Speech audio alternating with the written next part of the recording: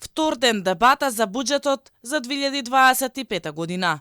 Власта и опозицијата со различни ставови. За пратениците од опозицијата буџетот е неразвоен, додека за владеачкото мнозинство новиот буџет ќе донесе за граѓаните раст и подобар животен стандард. Од ВМРО ДПМН велат дека со буџетот за следната година издвоен рекорден износ за капитални инвестиции, а Македонија ќе биде претворена во градилиште.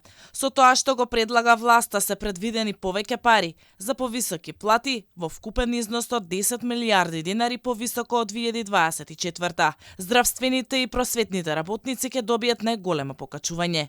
Ќе има и повисоки пензии. Покрај зголемувањето на платите, со буџетот е предвидено и второто зголемување на пензиите, почнувајќи од март на над 338.000 пензионери во износ од 2.500 денари. Со ова го исполнуваме предизборното ветување за раст на пензиите за 5.000 денари линеарно на секој пензионер во првата година од нашиот мандат. Со буџетот за 2025 година издвоени се рекорден износ на капитални инвестиции, а Македонија ќе биде претворена во едно огромно градилиште. Поранешната директорка на УЈП, сега пратеничка Сања Лукаревска, се правда дека од 2022 до 2024 година буџетите кои биле носени од претходната власт биле во кризно време. Дафина Стојановска од ВМРО ДПМН и реплицираше дека претходната власт била мајсторска во носење буџети во криза. Таа ги обвини дека злоупотребувале огромни финансиски средства и дека за тоа ќе одговараат. Во 2022 е 4,4 милиарди евра, 2023 5,3 милиарди евра, 2024 5,5 милиарди евра, од кои што 3 буџети се носени, не во 2021 го немам тој податок, се носени за во кризно време, бидејќи ние постојано носевме кризни буџети, како што кажав и во моето обраќање за избор на новата влада.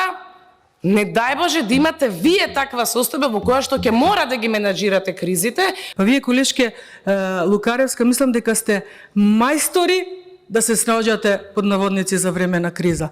Мајстори да злоупотребите криза за ваше финансиско богатење. Мајстори да доцни набавката на вакцини за ковидот, во меѓувреме да изумрат доста голем број на пациенти за да се договори тендерот за вакцини. Инаку државата до година планира да прибере 5,8 милиарди евра, а да потроши 6,5. Дефицитот ќе се движи на ниво од 4,4% од БДП, а инфлацијата на ниво од 2,2%. Опозицијата, која поднесе над 200 амандмани, вели дека нема да го гласа буџетот, бидејќи со него владата само ќе ги задолжува граѓаните.